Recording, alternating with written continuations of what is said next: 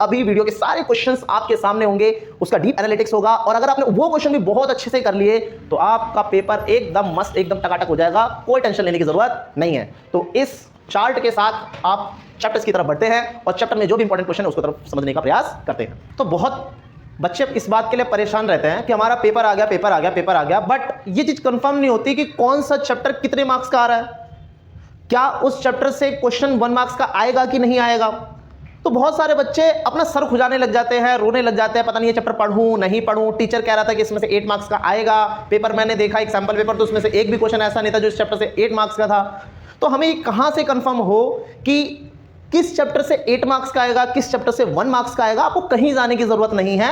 जो लोग हमसे जुड़े हुए हैं, हमारे चैनल से जुड़े हुए हैं, उनको किसी के भी पास जाने की जरूरत नहीं है, क्योंकि हम आपके लिए जितना ज्यादा डीप एनालिटिक्स हो सकता है उससे भी ज्यादा डीप जाते हैं, ताकि बच्चे जो हमसे जुड़ते हैं उनको किसी भी प्रकार से अपने सर खुजाने की कोई जरूरत नहीं है, किसी भी तरीके से रोने की जरूरत नहीं है, क्योंकि आपको यहां पे वो सब चीजें मिलेंगी जो शायद आपको किसी भी दूसरे चैनल पे नहीं मिलती होंगी। क्योंकि यहां का एनालिटिक्स सबसे बढ़िया एनालिटिक्स है, क्योंकि आपको यहां पे पता चलेगा कि किस चैप्टर से क्वेश्चन आ रहा है। जो सबसे अच्छी खूबी है, आपको यह पता चलेगा कि 8 मार्क्स का पढ़ना है कि नहीं पढ़ना है। फॉर एग्जांपल, हमने एक पूरा का पूरा एक सेट आपके लिए तैयार कर दिया है कि आखिरकार कौन सा क्वेश्चन आ रहा है, कितने क्वेश्चन आ रहे हैं, 1 मार्क्स के कितने हैं, 3 मार्क्स के कितने हैं, 8 मार्क्स के कितने हैं, 4 मार्क्स के कितने हैं, पैराग्राफ कितने हैं, किस चैप्टर से कितने क्वेश्चन आ रहे हैं, पूरा का पूरा हमने एक चार्ट पूरा बना रखा है। आप जल्दी से बस स्क्रीनशॉट ले लीजिए, ताकि आपको ये चीज दोबारा से रिमेंबर अगर करनी हो तो आप जल्दी से अपने गैलरी में जाकर इसका रिमेंबर कर ले। बाकी हमारी वीडियो आप जरूर देखें। एक बार हम भी एनालिटिक्स कर लेते हैं कि चैप्टर और आपका जो पेपर है वो कैसे सेट होना है, जो सीबीएसई बोर्ड नहीं सोचती है, या आपका जो स्कूल के लेवल पे जो पेपर हो रहा है वो नहीं सोचता है, हम उससे ज्यादा सोचते हैं। तो कैसे हो रहा है पेपर, अब उसको देखते हैं। सेक्शन जो है 1 B C D E 5 section में आपका पेपर आने वाला है। सेक्शन 1 जो है वो 1 मार्क्स का है, जिसमें 21 क्वेश्चन होंगे, 1 to 21 तक 21 मार्क्स आपके कंटेन होंगे। ये ध्यान देना है, 21 मार्क्स कम नहीं होते, बहुत मार्क्स हैं। बट सवाल ये उठा कि सर आपने ये तो कह दिया कि 1 मार्क्स के क्वेश्चन 21 होंगे, पर किस चैप्टर से आएंगे ये तो बताया ही नहीं। क्यों नहीं बताया, हम ही बताएंगे, कोई दूसरा नहीं बताएगा। देखो, हमने यहां पे एक चार्ट बना रखा है, चार्ट को पहले समझ लेते हैं। पहले हमने चैप्टर्स के नेम लिख दिए हैं, फिर 1 marks question, 3 marks question, 8 marks question, 4 marks question. 4 marks के जो क्वेश्चन है वो पैराग्राफ्स क्वेश्चन है। ये बात आप कुछ नोट कर रहे हो? कोई आपको ये नहीं बताएगा कि किस चैप्टर से पैराग्राफ आने वाला है। क्या किसी को पता होता है? किसी को नहीं पता, यहां तक कि टीचर्स, यूट्यूबर, बहुतों को तो पता ही नहीं है। पर हम आपको ये क्लियर करेंगे कि पैराग्राफ कहां से आएगा, 1 मार्क्स का क्वेश्चन किस चैप्टर से आएगा, सब कंफर्म करेंगे। तो बने रहिए चैनल पे। 1 मार्क्स के जो क्वेश्चन है वो 21 आ रहे हैं, बट कहां से? तो देखो, जो मेसोपोटामिया वाला फर्स्ट वाला जो आपका चैप्टर है, उससे 3 ऐसे क्वेश्चन होंगे जो एमसीक्यू टाइप में हो या फिलअप टाइप में हो, 1 मार्क्स का होगा। रोमन साम्राज्य और यायावर साम्राज्य दोनों इंक्लूड करेंगे तो वहां से 4 क्वेश्चन होंगे। 3 वर्ग और बदलती हुई सांस्कृतिक परंपरा, जिसमें आपको इटली और इसमें आपको सामंतवाद जो पढ़ना है, उसमें 6 क्वेश्चन होंगे। ध्यान दे रहे, 6 क्वेश्चन जो 2 चैप्टरों से आपके लिए दिए जा रहे हैं। और लास्ट में जो 2 चैप्टर आपके मूल निवासी वाले, जिसमें आपको ऑस्ट्रेलिया और अमेरिका के मूल निवासियों के बारे में पढ़ना है, और जो आधुनिकरण का रास्ता, मॉडर्नाइजेशन, जिसमें आपको चाइना, जापान, कोरिया, ताइवान पढ़ना है। इसमें से 8 ऐसे क्वेश्चन होंगे जो 1 मार्क्स के कंटेन होंगे। ये आपको कोई बताने वाला नहीं है सिवाय हमारे चैनल के मास्टरमाइंड बाबा पे ही डीप एनालिटिक्स करके आपके लिए लाया गया है, इसलिए आप बिल्कुल ध्यान से सुने। सेक्शन बी जो आपका 3 मार्क्स का कंटेन होगा, जिसमें 6 क्वेश्चन होंगे, ध्यान रखना है 6 क्वेश्चन होंगे। क्वेश्चन नंबर 22 से लेके क्वेश्चन नंबर 27 तक आपके क्वेश्चन होंगे जो 18 मार्क्स कंटेन करते हैं। हैवी वेटेज है, 18 मार्क्स कंटेन कर रहे हैं। पर फिर वही सवाल, सर आएगा किस चैप्टर से? 3 मार्क्स का क्वेश्चन तो आपने बोल दिया, पर आएगा किस चैप्टर से? तो टेंशन ना ले, हम बताएंगे। मेसोपोटामिया से एक क्वेश्चन होगा 3 मार्क्स का, ध्यान रखना। मेसोपोटामिया से 3 मार्क्स का एक क्वेश्चन होगा ही होगा। फिर रोम साम्राज्य से एक भी क्वेश्चन नहीं होगा। बिल्कुल आंख बंद करके इस बात पे विश्वास करना है, 3 मार्क्स का क्वेश्चन ना ही रोम साम्राज्य से आएगा, ना ही यायावर साम्राज्य से आएगा। किससे आएगा? तो 3 वर्ग से आएगा, बदलती हुई सांस्कृतिक परंपरा। राउंड से 3 मार्क्स के 2 क्वेश्चन आएंगे, एक नहीं 2 क्वेश्चन। फिर बाकी जो मूल निवासियों वाला चैप्टर है और आधुनिकीकरण के जो रास्ते हैं, जिसके इंपॉर्टेंट क्वेश्चंस आपको आगे जो वीडियो है उसमें आपको मिलेंगे, जितने भी इंपॉर्टेंट क्वेश्चन है। तो मूल निवासी वाला और आधुनिकीकरण वाले में से 3 नंबर के 3 क्वेश्चन इक्वल, 3 नंबर के 3 क्वेश्चन आपको इन 2 चैप्टरों से मिलेंगे। दैट्स 3 मार्क्स के कितने क्वेश्चन है? 6 क्वेश्चन। तो देखते हैं 1 2 + 3 3 3 6। तो 6 जो क्वेश्चन है वो इस तरीके से, एक मेसोपोटामिया से और 2-3 वर्ग और बदलती हुई परंपराओं से और मूल निवासी और आधुनिकीकरण से 3 क्वेश्चन आएंगे। बट सबसे बड़ा सवाल 8 मार्क्स के क्वेश्चन सर कहां से करें, कहां से करें, बहुत ही परेशान है, कहां से करें? तो ज्यादा नहीं, सब कुछ तो पढ़ना ही पढ़ना है, पर 8 मार्क्स के लिए कौन से चैप्टर पढ़ना है, कौन से क्वेश्चन होंगे 8 मार्क्स में? तो 8 मार्क्स के अंदर 3 क्वेश्चन होंगे। बहुत बड़ी बात है, 3 क्वेश्चन है और सबसे ज्यादा वेटेज। कोई बच्चा अगर ये 8 मार्क्स के भी पढ़ लेना तो 100% गारंटी है कि उसको कोई भी कंपार्टमेंट नहीं दे सकता, कोई भी उसको फेल नहीं कर सकता। अगर वो केवल 8 मार्क्स के भी क्वेश्चन पढ़ ले और थोड़ा बहुत अपना स्टडी करके कंटेन करेगा सारे क्वेश्चन, तो डेफिनेटली वो पास हो गई होगा और हम आपको यहां तक पहुंचाने के लिए मौजूद हैं। तो 3 क्वेश्चन होंगे 8 मार्क्स के, बट वो 8 मार्क्स के क्वेश्चन आएंगे कहां से? सबसे बड़ा सवाल।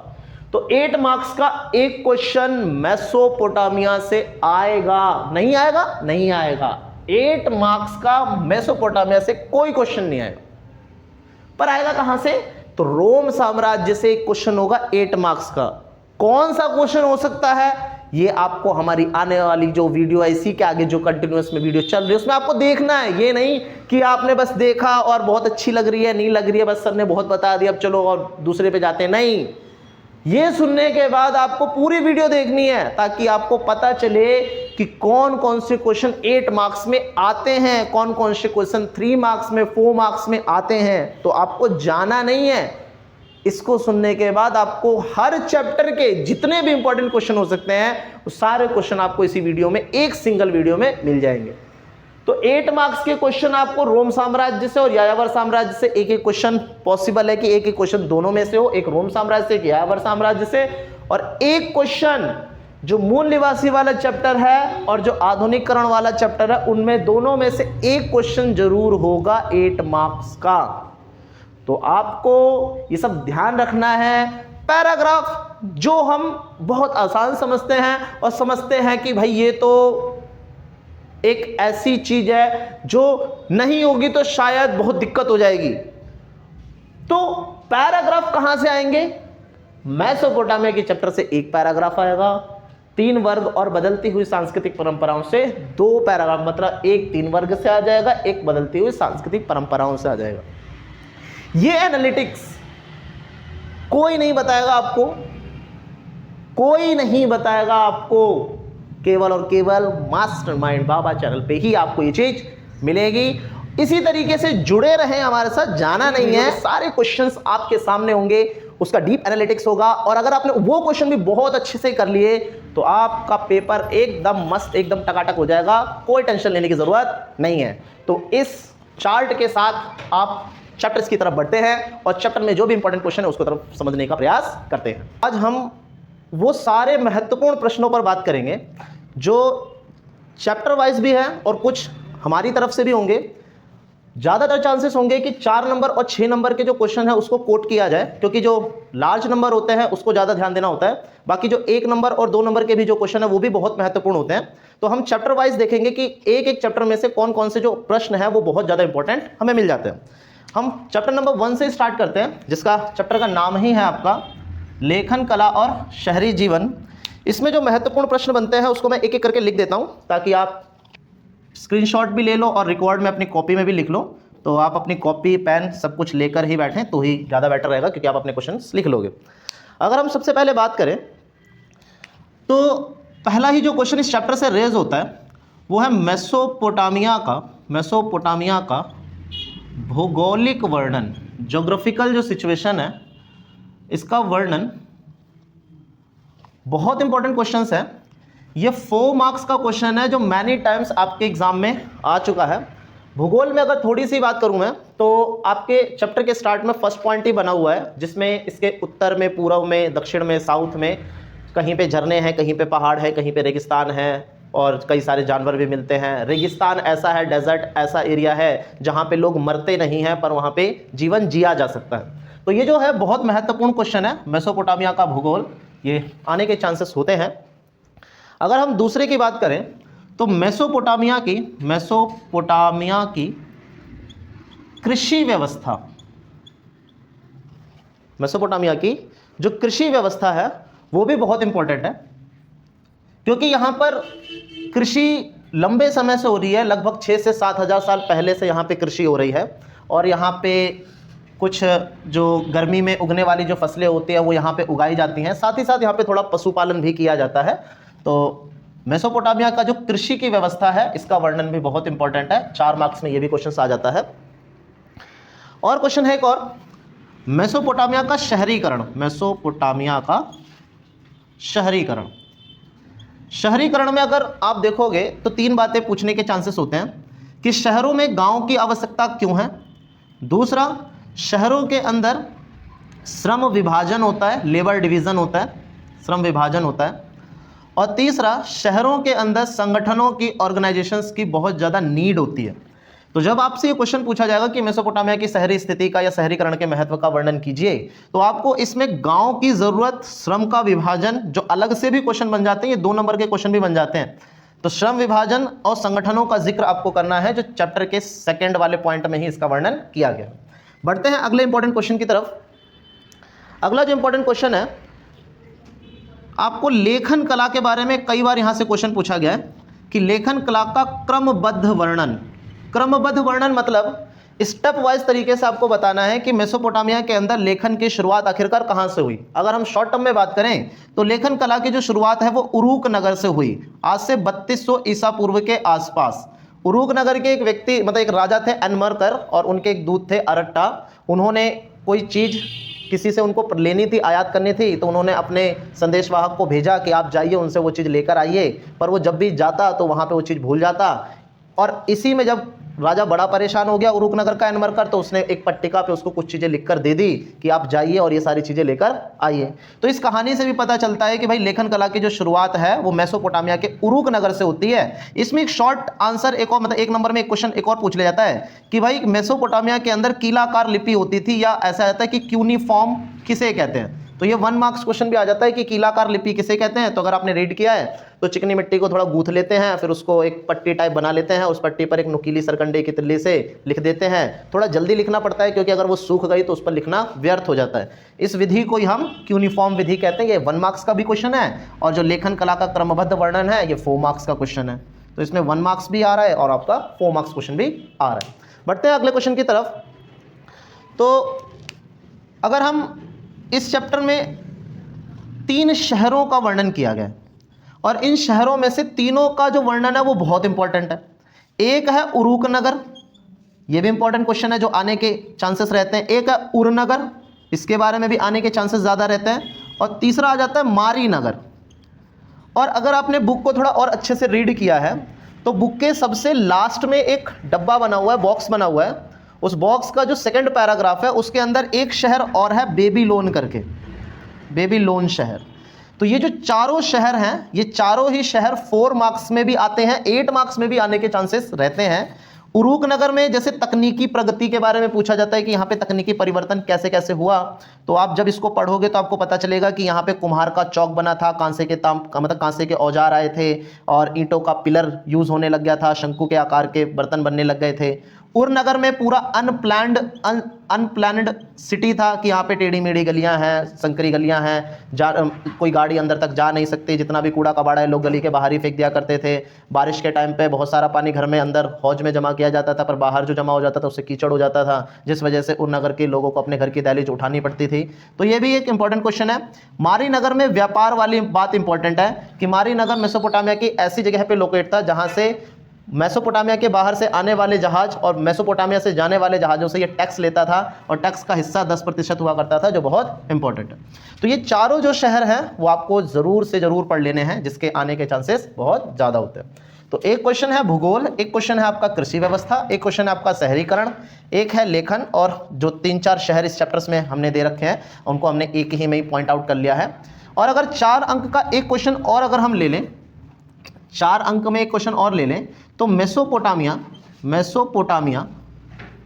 का लेन देन कैसा होता था। लेन देन को किताब में आयात व निर्यात भी कह सकते हो, इंपोर्ट एंड एक्सपोर्ट कैसे होता था, किन चीज़ों का होता था, ये वाला पॉइंट भी बहुत इंपॉर्टेंट है। जैसे कि मेसोपोटामिया के पास खाद्यान्न से संबंधित चीज़ और पशुधन से संबंधित चीज़ें थी, और उनके यहाँ पेड़ भी होते थे, जैसे पोपलार का पेड़, पर इसकी लकड़ी ज़्यादा ताकतवर होती नहीं थी, मजबूत होती नहीं थी।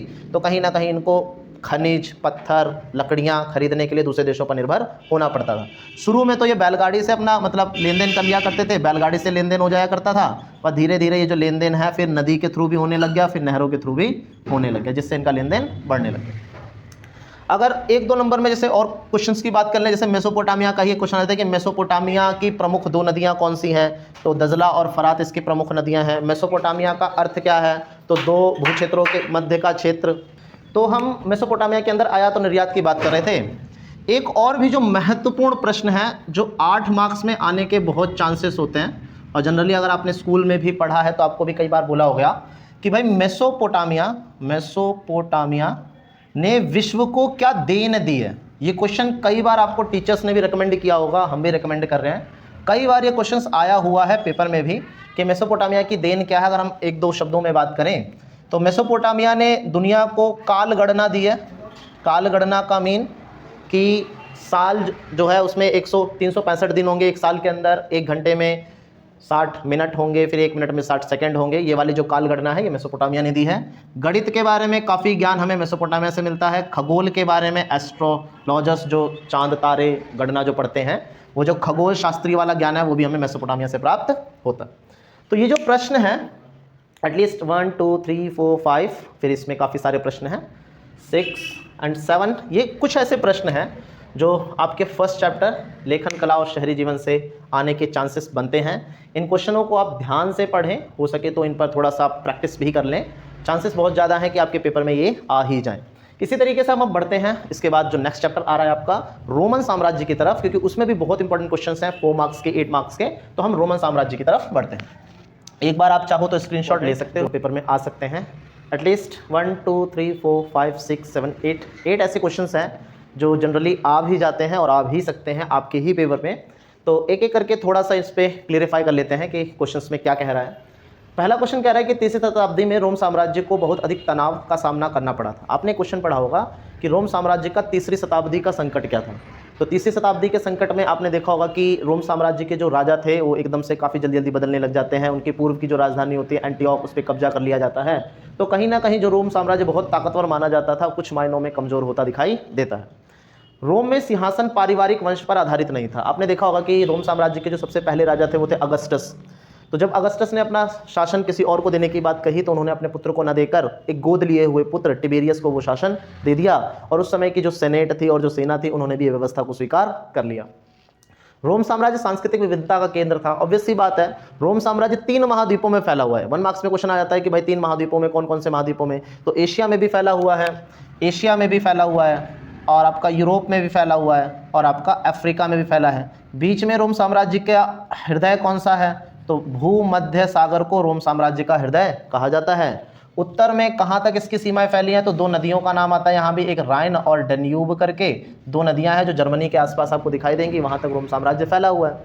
तो जो रोम साम्राज्य है, अब देखो यूरोप में भी फैला है, एशिया में भी फैला है, अफ्रीका में भी फैला है। तो ऑब्वियस सी बात है इतने बड़े क्षेत्र में एक संस्कृति तो रहती नहीं होगी, अलग अलग संस्कृतियों के लोग रहते होंगे, इसलिए यहाँ पे सांस्कृतिक विभिन्नता दिखाई देती है।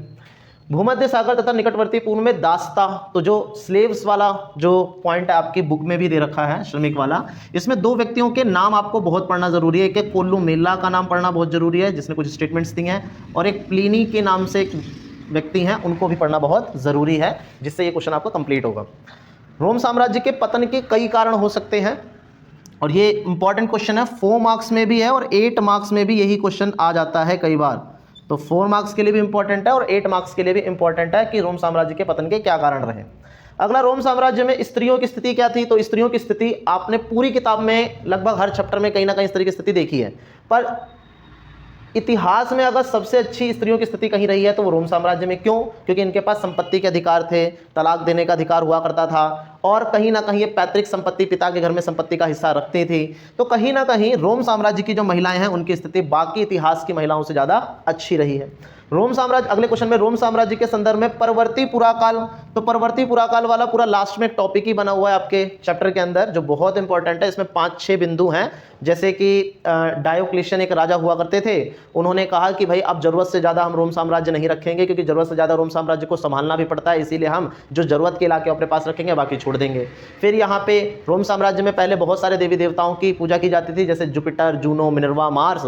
फिर ये सब चीज़ें खत्म करके 4वीं शताब्दी में जब कॉन्स्टेंटाइन ने क्या किया, ईसाई धर्म को राजधर्म घोषित किया, तो सब पूरा का पूरा यूरोप और बाकी रोम साम्राज्य ईसाई धर्म का यूज करने लगे।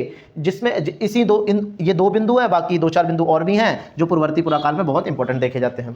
रोम साम्राज्य के 3 मुख्य खिलाड़ी कौन से हैं जो आपने पढ़े ही हैं, पूरा चैप्टर इसी पर बेस है। एक तो सम्राट है, दूसरा सेना है या फिर सेनेट भी लिख सकते हो, तीसरा सेनेट है। जैसा कि आपको पता है कि सम्राट में एक राजा हैं जिनका नाम है अगस्टस, जो सबसे पहले राजा थे जिन्होंने अपने आप को प्रमुख नागरिक कहा था। ये वाला क्वेश्चन आता है कि भाई अगस्टस ने अपने आप को प्रमुख नागरिक क्यों कहा है। फिर सेना है और सेनेट है। सेनेट जो है वो गणतंत्र की सूचक है, क्योंकि सेनेट के अंदर लगभग 1000 से ऊपर लोग हुआ करते थे जो मिलकर पूरे रोम साम्राज्य को चलाने की कोशिश करते थे। सेना जो यहाँ पर है, इसमें क्वेश्चन आता है कि यहाँ की जो सेना है वो वेतनभोगी सेना है, मतलब काम के बदले में पैसा भी दिया जाता था और एक तय आयु तक व्यक्ति को सेना में भर्ती होकर काम करना पड़ता था। एक क्वेश्चन ऐसे भी है कि भाई सेनेट और सेना में आपस में बनती नहीं थी। बनती नहीं का मतलब ये कि जो सेनेट है वो शांति प्रिय थी और जो सेना थी वो थोड़ा आक्रामक और हिंसा, वायलेंस वाली विचार रखते थे, तो इस वजह से सेनेट और सेना की आपस में मिलती नहीं थी। तो ये जो क्वेश्चंस हैं रोम साम्राज्य में, इवन ये आपके 4 मार्क्स के भी क्वेश्चंस हैं और इसी में जैसे आपने रोम साम्राज्य के पतन का कारण या परवर्ती पुराकाल, ये 4 मार्क्स 8 मार्क्स दोनों में आ सकते हैं। 1-2 क्वेश्चन की और चर्चा करें, जैसे आपसे पूछ सकता है एम्फोरा क्या था, तो स्पेन में जो कंटेनर बना करते थे और उसमें जो तेल या जो तरल पदार्थ भर के एक दूसरे क्षेत्र में ले जाया जाता था तो उसे एम्फोरा कहा जाता था। ऐसे ही है एक ड्रसल 20 क्वेश्चन है, ये भी पूछ लिया जाता है। और अगर बात करें 3rd चैप्टर में, तो 3rd चैप्टर के अंदर 1-2 क्वेश्चन, जैसे यही रोम साम्राज्य में जो रोम साम्राज्य का हृदय किसे कहा जाता है, तो भूमध्य सागर को कहा जाता है। तो रोम साम्राज्य, एक क्वेश्चन और कि रोम साम्राज्य में मनोरंजन के साधन या मनोरंजन कितने दिनों तक होता था, तो 176 दिनों तक हुआ करता था। तो ऐसे बहुत से इंपॉर्टेंट क्वेश्चन है जो इस चैप्टर में आ जाते हैं। और एक क्वेश्चन और भी मुझे याद आ रहा है, रोमोत्तर राज्य करके क्वेश्चन है जो आपको परवर्ती पुराकाल के टॉपिक में एक क्वेश्चन मिलेगा, रोमोत्तर राज्य क्या थे। ये वाला भी क्वेश्चन आप जरूर पढ़ लेना, इसके भी आने के चांसेस होते हैं। तो जनरली जितने भी इंपॉर्टेंट क्वेश्चन हो सकते हैं इस चैप्टर के अंदर हमने वो सब लीड किए हैं, और 1-1 नंबर के भी जो क्वेश्चन हो सकते हैं 1 नंबर के, वो भी हमने बात कर ली है। तो एक बार आप ये सब स्क्रीनशॉट ले लीजिए और जरूर से जरूर पढ़िए, क्या पता ये जो बताए गए हैं उनमें से ही 1-2 क्वेश्चन लक बाय चांस आपके फंस ही जाए, और मे भी पॉसिबल यही है कि फंसने ही चाहिए, बिल्कुल भी नेगलेक्ट नहीं करना है। तो एक बार स्क्रीनशॉट लेकर आप अपने फोन में रख लीजिए और रिटर्न भी करने की कोशिश कीजिए। अब हम बढ़ते हैं अपने नेक्स्ट चैप्टर की तरफ, जिस चैप्टर का नाम है यायावर साम्राज्य। सेम वही स्टेटमेंट, 4 मार्क्स के भी बहुत इंपॉर्टेंट क्वेश्चन हैं, 1 2 3 4 5 6, और एटलीस्ट जो क्वेश्चन आपको 4 मार्क्स में दिखाई दे रहा है वही क्वेश्चन कई बार 4 मार्क्स को ना रखकर वो 8 मार्क्स में भी रख देते हैं, क्योंकि आपको पता है कि पेपर पैटर्न के अंदर क्वेश्चंस की संख्या है बहुत कम, एटलीस्ट 3 ही क्वेश्चन आते हैं 8 मार्क्स के, 4 क्वेश्चन आते हैं 4 मार्क्स के, तो क्वेश्चनों की संख्या होती है कम और क्वेश्चन होते हैं एग्जामिनर के पास बहुत ज़्यादा, इसलिए कई बार 4 मार्क्स का क्वेश्चन भी 8 मार्क्स में कंटेन कर लिया जाता है। जैसे अगर मैं एग्जाम्पल में बात कहूँ तो ये जो सैन्य उपलब्धि वाला क्वेश्चन मैंने 3rd नंबर पर जो लिखा है, ये 4 मार्क्स का तो है ही, ये कई बार 8 मार्क्स में भी आ जाता है। फिर जैसे क्वेश्चन है 4 उलूस, ये मोस्ट इंपॉर्टेंट क्वेश्चन है, इसलिए कह रहा हूं क्योंकि जब मैं अपने सन 2014-15 के टर्म में था अपने बोर्ड प्रिपरेशन पे, तो उस समय जब मैंने इस चैप्टर में से कुछ सबसे ज़्यादा जरूरी पढ़ा था तो वो 4 उलूस था। तो आप भी ये 4 उलूस जरूर पढ़ के जाइए, ज़्यादा चांसेस होते हैं कि 4 उलूस आ ही जाए। अगर बात कर लें, अगर यहीं से 4 उलूस से ही बात करें, तो आपको पता है कि चंगेज खान का जो साम्राज्य है वो 4 हिस्सों में बटा, उनके 4 पुत्र थे, जोची, ओगदोई, तोलोई करके 4 पुत्र थे, उनको अलग अलग हिस्सेदारी दी गई। ठीक है, इस चारों पुत्रों का नाम याद करना है, किसको कौन सा क्षेत्र दिया गया वो याद करना है, जो इसमें सबसे इंपॉर्टेंट बात है। फिर चीन की महान दीवार का कॉन्सेप्ट भी आपने इस चैप्टर के अंदर देखा होगा कि जो मंगोल थे पहले व्यापार करते थे चीन के साथ, पर चीन क्या करता था, अपनी चीज़ें तो बहुत महंगी देता था और इनसे बड़े सस्ते में चीज़ें खरीद लिया करता था। जब मंगोल आपस में एकत्रित हुए और उन्होंने कहा कि हम संगठित तरीके से व्यापार करेंगे, अलग अलग होकर व्यापार करने से चाइना का फायदा होता है, हमारा तो कोई फायदा नहीं होता, तो ऐसी स्थिति में चाइना ने इन मंगोलों से व्यापार करने से मना कर दिया। इसको देखते हुए फिर मंगोलों ने चाइना के ऊपर हमला किया और कई बार चाइना के राज दरबारों को, राजशाही को परेशानी हुई, इसलिए उन्होंने मंगोलों से बचने के लिए एक बहुत बड़ी दीवार का निर्माण कर दिया। तो ये क्वेश्चन भी कई बार आता है। यास दूसरा सबसे इंपॉर्टेंट क्वेश्चन है इस चैप्टर का। यास क्या? चंगेज खान की विधि संहिता है कि चंगेज खान का जो शासन है वो कुछ नियम कानूनों से चला करता था। उस पूरी नियम कानून की किताब को ही यास कहा जाता है। इसको कई लोग, मतलब उस समय के लोग, यसाक भी कहा करते थे। सैन्य उपलब्धियों में जैसा कि आपको पता है कि चंगेज खान की तीर चलाने की कला बिल्कुल अद्भुत हुआ करती थी। उनके घोड़े बर्फ के ऊपर भी चल लिया करते थे। वो लोग नेफ्ता बमबारी किया करते थे, हल्के चल उपस कर रखा करते थे, छुपकर हमला करने में इतने माहिर थे, बहुत ज़्यादा माहिर थे। इसीलिए आप देखोगे कि चंगेज खान ने पूरे चाइना पर भी कब्जा किया, फिर एशिया के और भी इलाकों पर कब्जा किया, फिर यूरोप पर भी कब्जा किया। तो कह सकते हो कि अपनी सेना की उपलब्धियों की वजह से, अपनी सेना की जो उसका टैलेंट था उसके दम पर उसने इतने बड़े साम्राज्य का निर्माण किया। मंगोलों की सामाजिक स्थिति क्या थी? यायावरी लोग थे ये लोग। थोड़े अर्थ में खेती क्या करते थे, बाकी ज़्यादातर जानवर ही चराया करते थे, कबीलों में रहा करते थे। जहाँ इनको क्षेत्र मिल जाए ये वहीं चले जाते थे। जैसे कि कहीं सर्दी पड़ने लग जाए तो वो इलाका छोड़ के गर्म इलाके में चले जाते थे, और जब गर्म इलाकों में सर्दी पड़ने लगे तो उन इलाकों को छोड़कर नए इलाकों में चले जाया करते थे। मंगोलों के इतिहास पे आप विश्वास नहीं कर सकते। क्यों नहीं कर सकते? क्योंकि इनका इतिहास कहीं लिखित है ही नहीं। तो इनका जितना भी इतिहास है वो ज़्यादातर मुँह बोला है, लिखावट में ज़्यादा कुछ हमारे पास है नहीं। हालांकि इतिहास से संबंधित वस्तुएं तो बहुत मिली हैं, पर जब तक इतिहास की कोई लेखन से संबंधित सामग्री नहीं मिलती तो हम उस इतिहास पर ज़्यादा विश्वास करते नहीं हैं। इसीलिए मंगोल में भी जो इंपॉर्टेंट क्वेश्चन है, जैसे एक नंबर का इंपॉर्टेंट क्वेश्चन कुबुकुर टेक्स क्या था, पैजा क्या था, ऐसे एक एक नंबर के क्वेश्चन आ जाते हैं। या फिर ये नाम आ जाएगा क्वेश्चन कि चंगेज खान का असली नाम क्या था या बचपन का नाम क्या था, तो तैमुजिन था। उनके प्रमुख दोस्तों का नाम क्या था? जमुका और भोगुरचू, ये उनके दोस्तों का नाम हुआ करता था। तो ऐसे एक एक नंबर के जो क्वेश्चन है उस चैप्टर में से आने के चांसेस होते हैं। और 4 मार्क्स और 8 मार्क्स में यही क्वेश्चन सर्कुलेट होते हैं, मतलब यही 4 मार्क्स के बन जाते हैं और यही क्वेश्चन जो है 8 मार्क्स में भी कंटेन हो जाते हैं। तो ये सारे क्वेश्चंस आप दोबारा से स्क्रीनशॉट ले लीजिए और